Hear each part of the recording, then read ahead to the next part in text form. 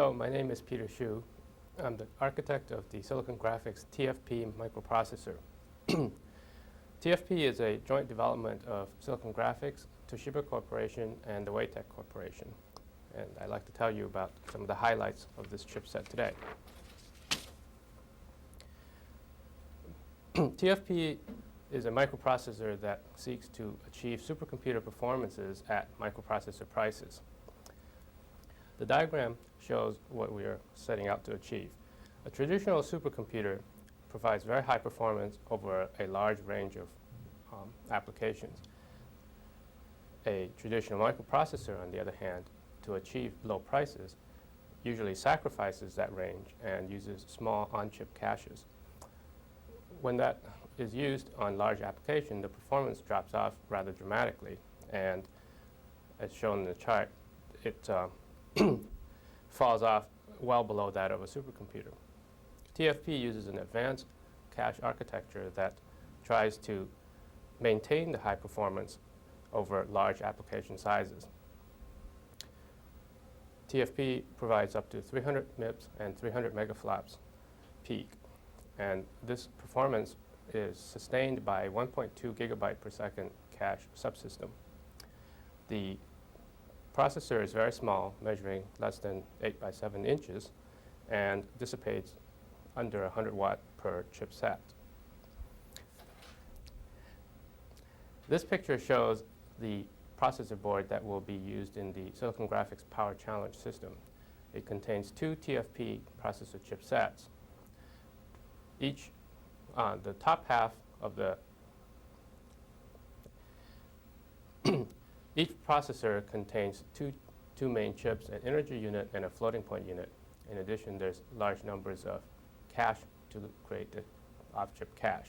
I'll be going into details of this shortly.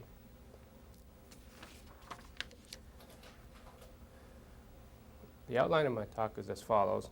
I will briefly overview the entire processor complex and then talk a little bit about the integer pipeline. Then I will go into the more difficult aspects of the design, which is the supplying enough instruction bandwidth to maintain a 4-issue superscalar machine and supplying enough data bandwidth to feed the large amount of floating point capability. I'll summarize with some chip facts. The product goals of TFP are to achieve the performance of low-end vector supercomputers while maintaining microprocessor-like cost structures. To achieve the high performance, we issue 2 double precision multiply adds every cycle for a total of 4 floating point operations per cycle.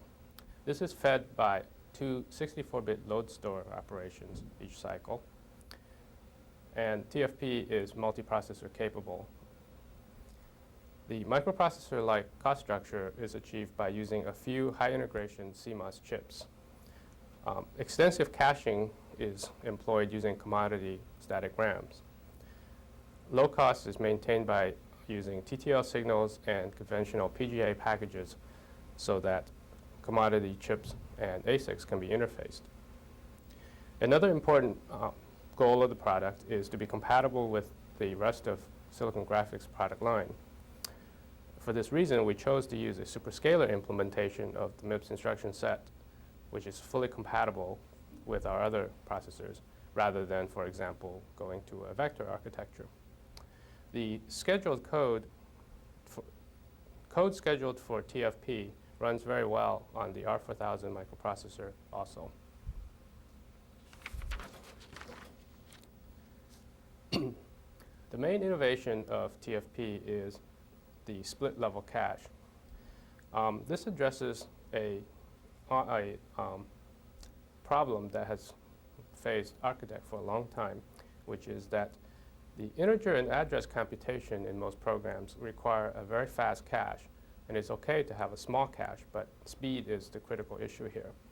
On the other hand, floating point programs require a large cache or main memory, and here what you're looking for is high bandwidth, and you're able to tolerate a slower access time. The trouble is that both of these things must be available in real workloads, and it's difficult to achieve a good compromise. What we did in TFP is to provide a single cycle on-chip cache for integer and address computations. Floating point data is accessed via a multiple cycle off-chip cache. This cache is pipelined for high throughput. We use a decoupled floating point unit pipeline that hides the off-chip cache latency so that programs can access both the on-chip integer data cache as well as the off-chip cache with equal ease. Hardware maintains coherence between the on and off-chip cache and takes care of all of the problems of having a split-level cache.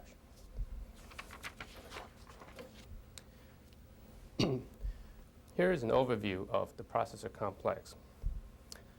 The integer unit contains a branch prediction cache and an instruction cache, which is 16 kilobytes. The instruction cache fetches up to 4 instructions in parallel every cycle and puts it into an instruction buffer. From there, instructions are dispatched to the various units. And I'll be going into more detail of the design of the instruction buffer.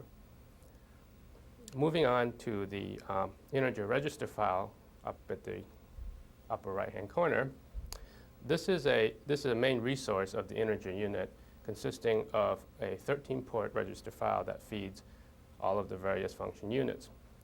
The integer processor has 4 integer function units, 2 ALUs, a shift unit, and a multiply-divide unit. On each cycle, up to 2 of these units may be initiated. The integer unit also contains 2 address generation units. These provide virtual addresses to the translation buffer and the on-chip data cache for integer and address data. The on-chip data cache is 16 kilobytes and is fully dual-ported so that there are no conflicts of any kind. 2 loads or a load and a store may be issued to the data cache every cycle. The on-chip TLB is very large. It contains 384 entries organized as a 3-way set associative cache. The reason for such a large TLB is because on large floating point programs, the address space that is touched is very large, and traditional small TLBs used in microprocessors are inadequate. This comprises the integer unit. For integer computation, it is completely self-contained. For floating point computation, the load and store data, the address generation is the same. However, instead of going to the on-chip data cache, the addresses after they're translated by the TLB goes off-chip to the global cache down the lower right-hand corner of the picture. The global cache consists of the tag, which is a custom tag chip, and a set of static RAMs. The global cache is organized as a 4-way set associative cache ranging from 1 to 16 megabytes. It is two-way interleaved to support 2 double-word load stores per cycle. The floating point loads go to the floating point unit via the load data queue. These queues then feed the floating point register file. Floating point operations are carried out in 2 4-stage pipelines. Each of these pipelines capable of doing a multiply-add operation, or just simply a multiply or an add or a square root, such things. For the multiply and add operations is fully pipelined, allowing 2 floating point operations to be initiated each cycle.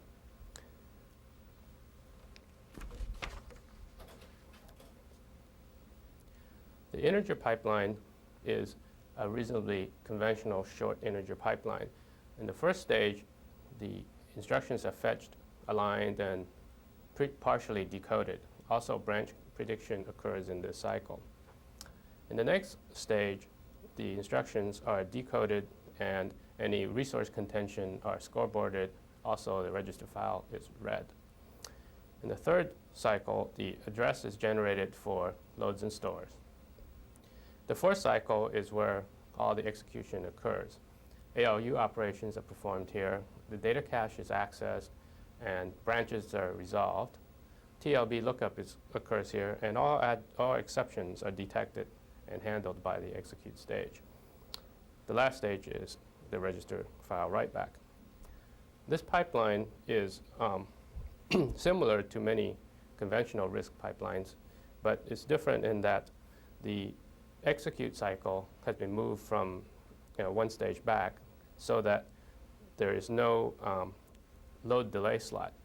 Because it's a superscalar machine, load delay slots are very expensive, and by moving the ALU operation later, we avoid this source of interlock. Furthermore, we provide data forwarding for dependent loads after store in the same cycle, because 4 instructions are executing in parallel in each of these stages, and in the execute stage, you can have both a store and a load instruction. And it's quite common for the load to use the data that was stored. Finally, the branch instruction and the delay slot of the branch instruction can be executed altogether. Now I'll go into some of the details of the instruction fetch mechanism. A big concern in the design of superscalar machine is to supply enough instruction bandwidth to sustain the parallelism of the functional units. We wanted to have this high bandwidth sustained even under the constraints that we can execute anywhere from 0 to 4 instructions every cycle, and we always want to be able to try to execute the next 4 instructions. So we want to be totally insensitive to code alignment. This greatly helps the compiler to generate good code. Another constraint in the instruction fetch design is that because superscalar instruction decoding and scoreboarding is fairly complex, it takes virtually the entire cycle. It's probably one of the more critical paths on the design. Therefore, it was important to decouple the instruction prefetch pipeline from the rest of the pipeline so that we do not add to the critical path. In particular, the critical path of the dispatch decision should control a few muxes and not the address to the instruction cache RAM. Finally, we wanted to avoid draining the pipeline by using branch prediction. Since in each cycle, there can be up to 4 instructions in each stage of the pipeline, a branch would draining the pipeline from a branch would be very expensive. We elected to use a 1-bit prediction scheme, which is very simple to implement and can be laid out as an extension of the instruction cache. And we gain accuracy by the fact that this is a very large branch prediction cache.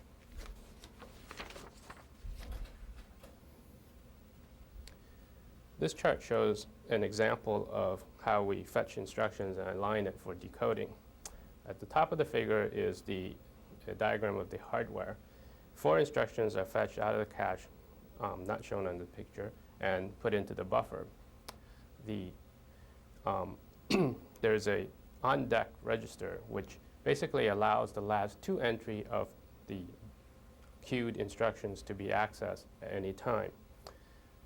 The dispatch register is what the instruction decoder is looking at, and can be held in place, or new instructions can be brought down from the queue. In the example, we show some instructions ready to be dispatched, and the darker instructions are what actually gets executed. All 4 instructions are decoded, and an instruction execution is attempted on them. However, because of interlocks, only some of them can be allowed to continue, and others have to be dispatched in the following cycle. So for example, if instructions A and B are dispatched, then on the next cycle, we would like to present instructions C, D, E, and F ready to go. This is achieved by allowing A and B to go and refilling those registers from the on-deck registers.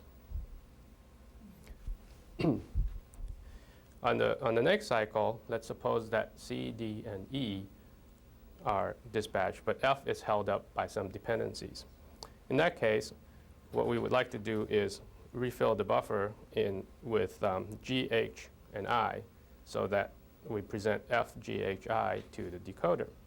Notice in this case that the on-deck register is completely emptied. However, the instruction cache has not yet responded by advancing the pipeline. So this is how we decouple the top part of the pipeline from the instruction dispatching mechanism. Finally, instructions G and H are launched. Notice at this point that the instruction cache has finally picked up the slack and filled the on-deck register. However, some of the instructions that are fed to the on-deck register are immediately placed in a dispatch register. So as you can see, this arrangement of hardware allows us to be insensitive to the alignment of the instructions and always present the next 4 instructions to the instruction dispatcher. Now, branches are a big problem in superscalar designs. When a branch occurs, a large chunk of the pipeline must be flushed, and that's very costly when you have multiple instructions in each cycle. We use branch prediction to minimize this penalty. The branch prediction is designed as an extension of the instruction cache to ease the layout problem and to not take up too much silicon area. The branch cache is addressed using the same program counter as the instruction cache. It produces an entry, as shown in the diagram. Part of what comes out of the branch cache is a prediction bit, a valid bit that says, yes, there has been a prediction, in which case the next address fed to the cache is taken from the output of the branch cache rather than the +4 path, which means that there has been no prediction. I'll illustrate the operation of the branch cache with an example. On the left-hand side is the source of the program for which a branch will be taken. So there's a basic block that ends with a branch and a delay slot for the branch. On the right-hand side is the target basic block. The entry that, as we're fetching the instructions comprising the branch and the delay slot, the branch cache has an entry that says that the target is where the target for instructions are. And then there's a source field which says that after the delay instruction, we should mask out the last instruction, instruction number 3, because that's not part of this execution stream. Similarly, the destination field says where the target is and instructs the hardware to mask out the left-hand side of that target, the gray shaded instruction number 0. In this way, we provide a continuous stream of instruction to the decoder so that when the branch is correctly predicted, there is no bubble whatsoever in the pipeline. What happens when the branch prediction fails? Then we have a misprediction, and there's a penalty associated with it. On the left is an example program where we have a branch with its delay slot and followed by some instructions. Now let's suppose that previously the branch was taken, and so we have in the branch cache a prediction to the instruction stream X, Y, and Z. The pipeline diagram shows what happens when in reality we want it to fall through. We didn't, then the prediction was incorrect. So at first the branch and the delay will proceed down the pipeline as shown, and because the prediction exists in the branch cache, instructions X, Y, and Z will also be fetched and fed through the pipeline. When the delay instruction of the branch reaches the execute stage, the misprediction is detected, and in the following cycle, the pipeline is flushed and a correct target is fetched. As you can see, this results in a 3-cycle penalty, which comes about because of the F, D, and A stage of the pipeline.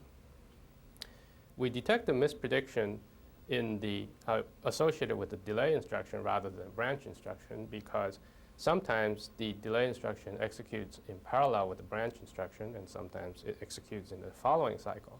So in effect, we dynamically move the action of the branch to the delay instruction and cover both cases. The E cycle of the pipeline contains a unified logic for all exception handling, including misprediction of the branches, cache misses, and everything else. This greatly simplified the design and allows us to use a common paradigm for flushing the pipeline and restarting it. And it was a major contribution to the design accuracy. Moving on now to the data access. As I said earlier, a big problem of the superscalar design is providing bandwidth, and we've gone over the instruction fetch bandwidth problem. Data bandwidth is also a problem, and particularly for floating point application, that tends to be the bottleneck. TFP uses a decoupled floating point unit with an off-chip cache for floating point data. This cache consists of 5 stages of the pipeline. Basically, it requires, we provide one stage for chip crossing, one stage to interrogate the cache tags and determine which set the hit was in, one stage to cross chips again, and then one stage to access the synchronous data RAM, and then finally one stage to go from the RAM to the floating point unit. Because the cache is two-way interleaved, it can provide up to 2 double word per cycle to the floating point unit. The two-way interleaving is achieved with a crossbar built into the integer unit. This sorts the addresses into odd double words and even double words. Because of the address interleaving, it is possible for bank conflicts to occur. And there is a address bellow mechanism, which I will go into more detail, that helps to resolve these address conflicts. The 5 stages of the external cache is hidden from the programmer by virtue of decoupling the floating point unit from the integer pipeline. Floating point instructions are dispatched into a floating point instruction queue at the bottom of the diagram, and the instructions stay there while its associated loads and stores go through the external cache. In this way, the floating point instructions are executed delayed from the integer instructions, and the apparent latency of the external cache is reduced to 0. The interleaved cache provides high bandwidth, but it also brings along a problem of having bank conflicts, which is illustrated in this diagram. In an unbuffered interleaved cache, if your address stream contains perfectly matched odd and even references, then you can achieve 2 references per cycle, as shown in the top part of the diagram. Here, the shaded boxes are odd addresses, and the white boxes are even addresses. And the X represents where the crossbar is in the previous picture, and the instruction or the boxes below the X are what's going through the external cache. So for good alignment, you get 100% efficient use of the interleaved cache. However, if the loads and store addresses were not so well matched up, so that you get an unfortunate situation where in one cycle you get 2 odd addresses, and then the next cycle you get 2 even addresses, then a lot of bank conflict occurs. Without buffering, the interleaved cache would be reduced to only 1 access per cycle, and so for every pair of odd addresses or even addresses, it would take 2 cycles to access, and therefore the efficiency drops to half. TFP provides a minimal buffering in the crossbar we call the address bellow that takes care of this problem. The address bellow has no effect on when the access stream is even and odd. as shown in the left side of the figure. However, if you get into a situation where you get 2 odd addresses followed by 2 even addresses, what the address bellow does is it takes when the 2 odd addresses attempt to go out to the memory system, the first one is sent to the cache pipeline, and the second one is held in the address bellow. Then in the following cycle, the first even address is matched with the saved odd address and sent out, while the second even address is saved in the bellow. In this way, we reorder the access stream and rearrange the odd and even accesses so as to efficiently use the external pipeline. By using the address bellow, we can achieve 100% asymptotic efficiency even when the alignment is poor. Of course, you still need to have a uniform mix of even and odd addresses. There's nothing that can be done if the address stream in the first place was all even or something like that. So to summarize, the address bellow resolves bank conflicts, and the compiler only has to worry about the uniform distribution of even and odd references. The hardware takes care of the actual alignment of the even and odd accesses. This is very effective for subroutine array parameters and such things where the compiler does not know whether the base address is even or odd. However, it does know that it's striding through successive even and odd accesses. Having a split level cache is a great advantage in providing high bandwidth to the floating point unit as well as short latency to the integer loads and stores. However, it does bring on a problem in that we have to maintain coherence between these 2 caches. This is illustrated in this figure. Suppose we have a structure which contains both character data, floating point data, as well as integer data. Character data is, of course, also the same as integer data. And if the program references both of these types of data, then first of all, there is an efficiency concern of which cache it's in. And secondly, if the structure was actually a union, then there's also a correctness issue of not getting stale data. This is all taken care of by having valid bits inside the on-chip data cache. On the left is a state table of what actions are taken by the data cache. For integer stores, if the address hits in the on-chip data cache, then we merge the data into the cache, if it's a byte store or something like that, and we set the corresponding valid bits. If we miss in the on-chip data cache, an integer store will actually cause a miss and fetch the data into the cache and then retry the operation. So this is a write allocate scheme. On floating point stores, if we hit on the on-chip cache, what we do is we don't want to store the data there because the data is actually in the floating point unit. So we clear the valid bits so that future integer loads cannot access that data. If the floating point store misses on the on-chip cache, then nothing needs to be done.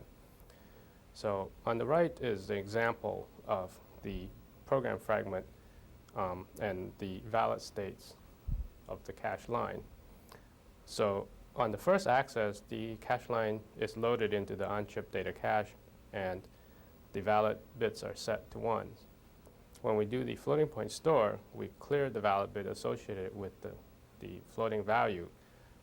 So, however, we leave the rest of the line intact, and therefore a future integer load to surrounding data will hit in the cache line. This helps to maintain high performance in mixed data structures, such as graphics data structures that contain both pointer data as well as floating point data. However, any integer load to the floating point value that was stored will result in a cache miss because the valid bit has been cleared. This structure provides for a valid bit per 32-bit word in the cache line, so it can take care of both single precision and floating point, single precision and double precision floating point data. It efficiently supports a mixed integer and floating point structures common in C programs and also in the common blocks of Fortran.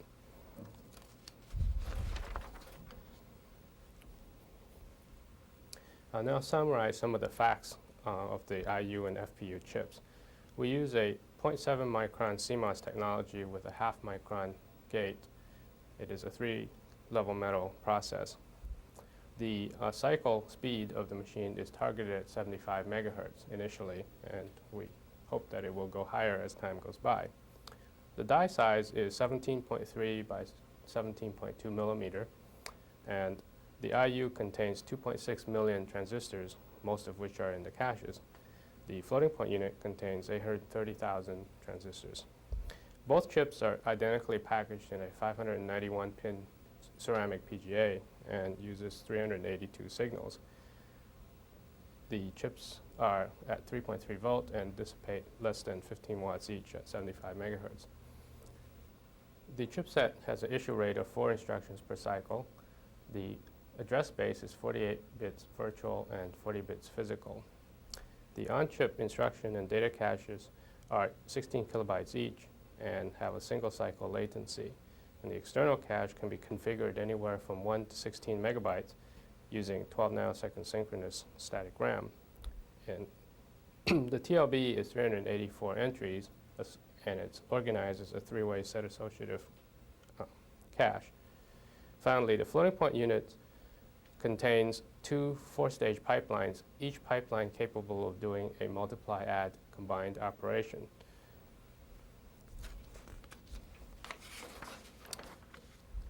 In summary, the TFP chipset provides supercomputer performances at microprocessor prices. It delivers 300 MIPS and 300 megaflops peak using a handful of CMOS chips. High performance is sustained for large workloads by using an advanced yet low-cost memory hierarchy. The split-level cache makes optimal use of on- and off-chip RAMs. The inclusion of an address bellow greatly improves the interleaved cache efficiency. TFP is a 4-way superscalar machine, and it delivers the bandwidth that is very close to that of vector architectures. Yet at the same time, it solves the binary compatibility problem of the Silicon Graphics product line and is fully compatible with all existing implementations. Thank you.